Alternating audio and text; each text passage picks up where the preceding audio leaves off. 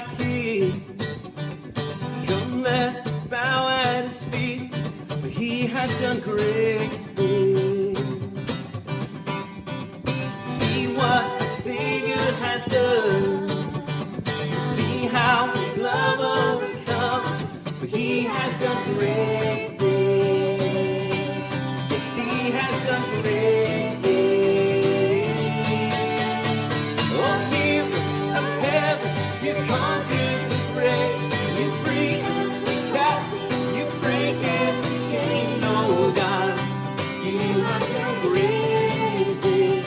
We dance in your freedom, awake and alive. Oh Jesus, I sing your name lifted high. Oh God, you have done great things.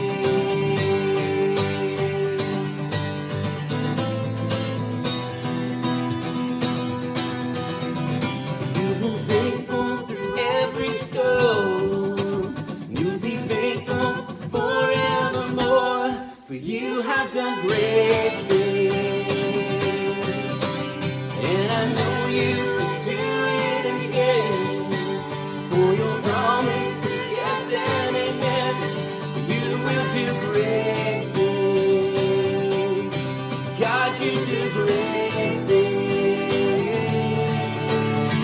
Oh, King of heaven, you conquered the grave. You free every captive, you break every chain. Oh God, you have done great things. We dance in your freedom, awake and alive. Oh Jesus, I sing your name lifted high. Oh God, you have done great things.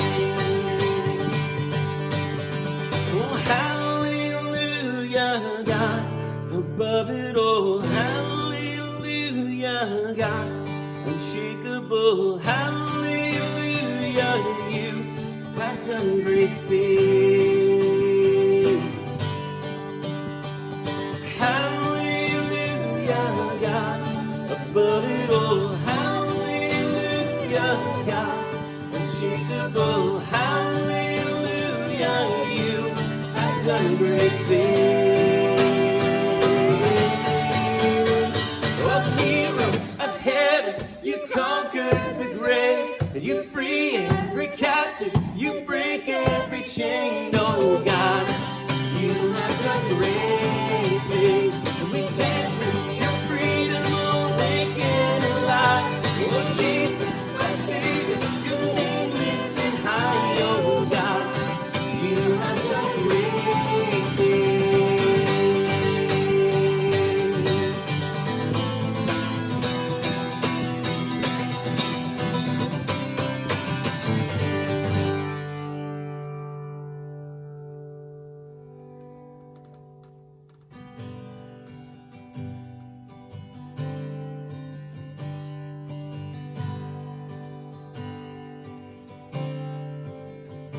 Oh, and I heard 1,000 stories of what they think you're like, but I've heard the tender whisper of love in the dead of night, and you tell me that you're pleased and that I'm never alone.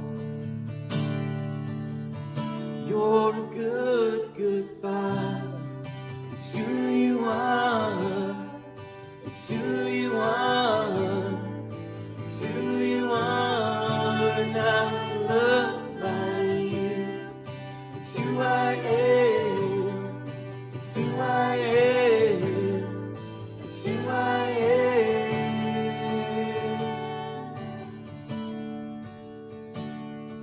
And I see many searching for answers far and wide, but I know that we're all searching for answers only you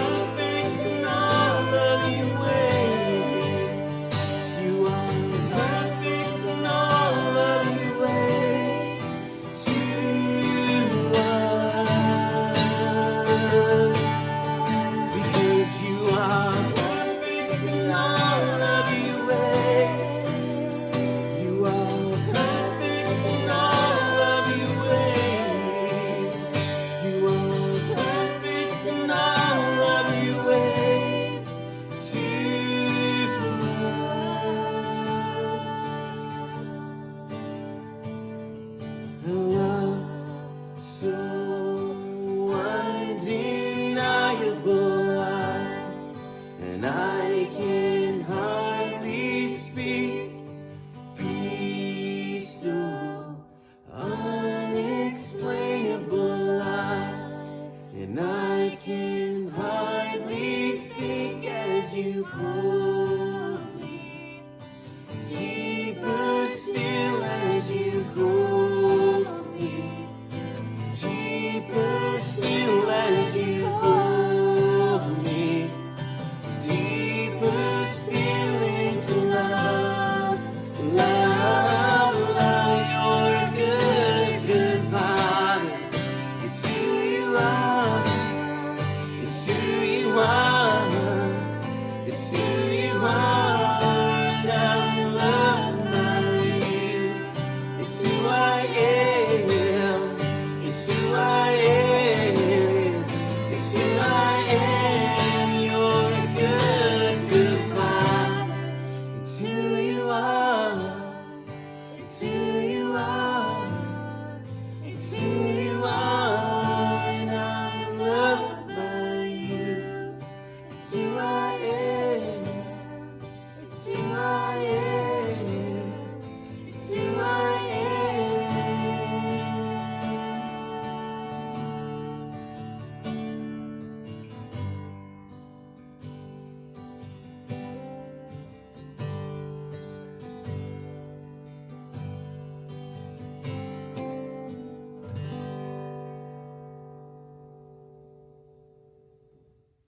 Hey everybody, welcome welcome back to Chapel Online, and thanks for checking in, and thank you for joining me in the storage room in my house.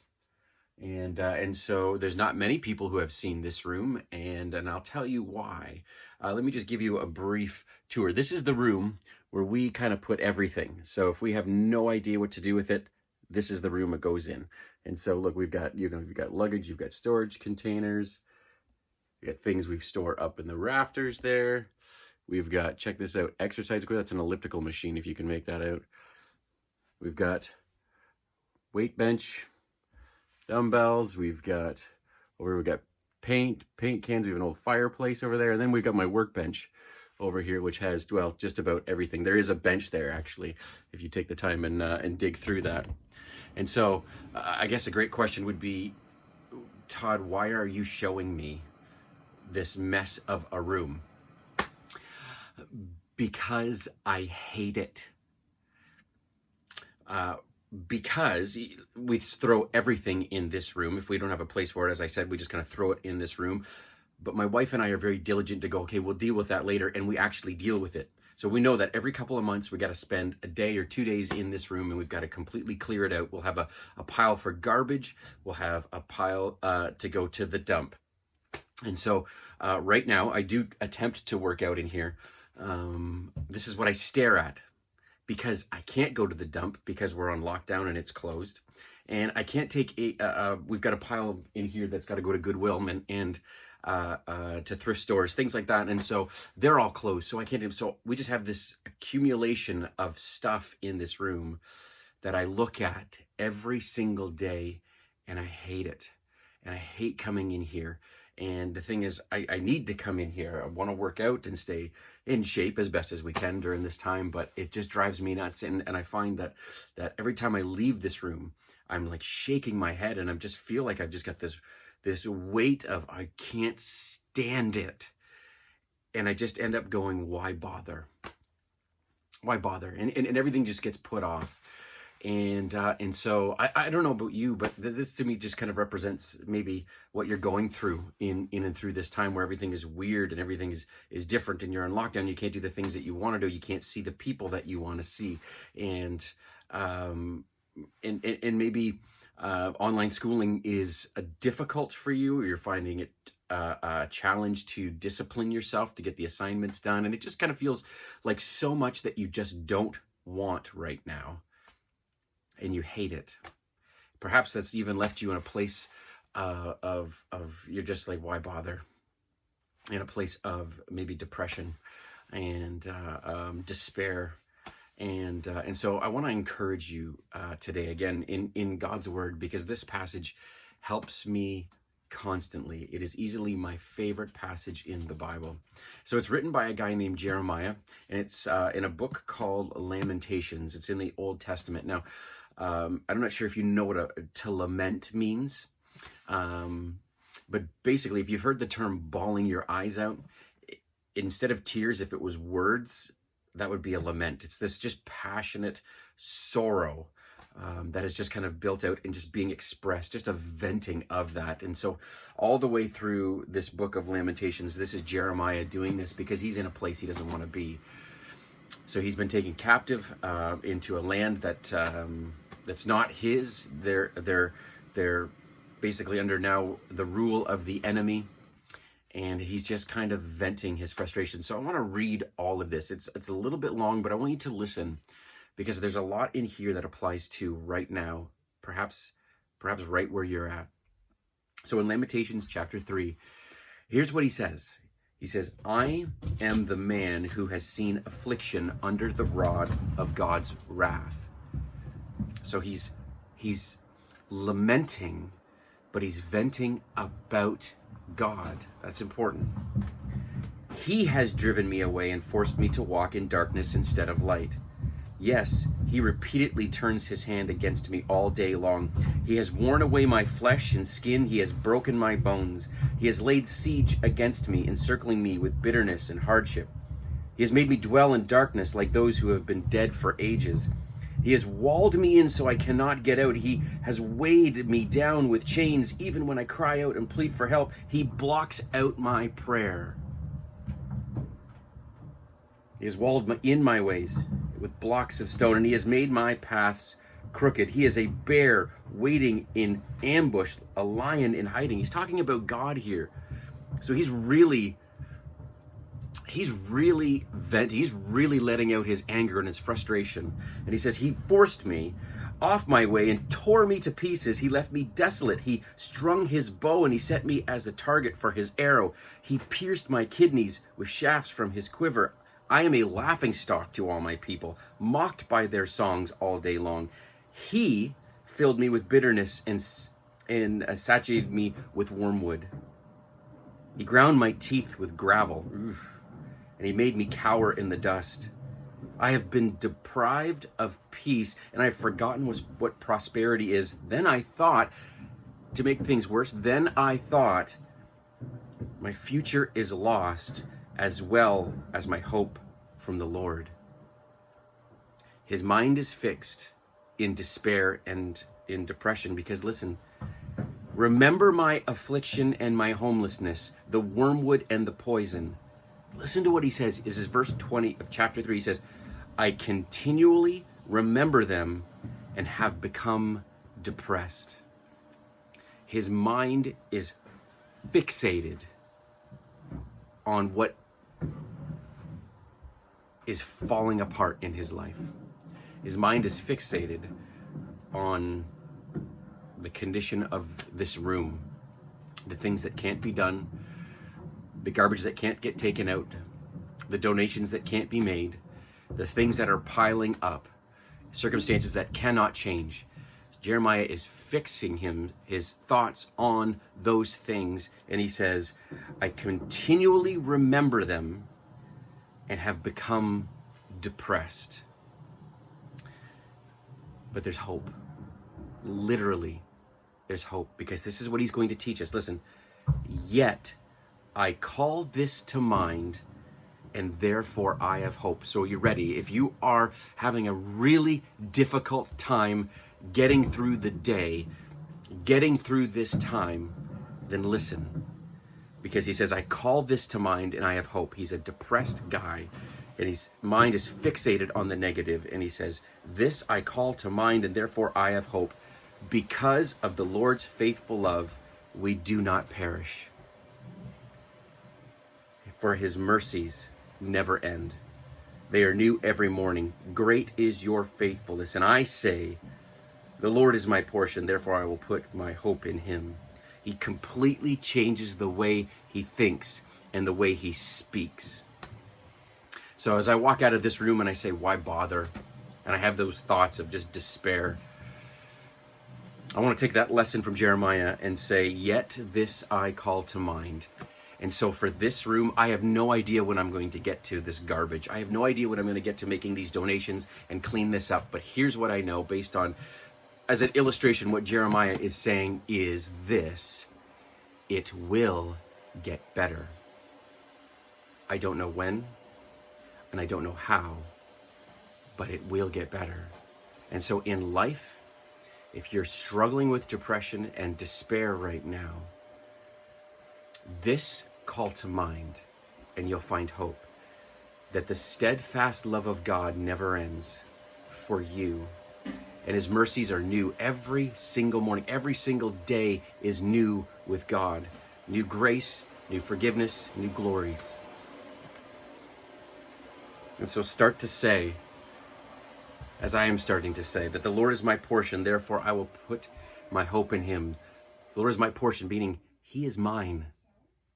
He is my God, and I will put my faith and my trust in him. And listen, it will get better. I'm praying for you guys. If you need anything, please contact me. If you need prayer, if you need just a chat, reach out through Edsby and or email me, and we will connect that way. Okay, we'll talk to you soon.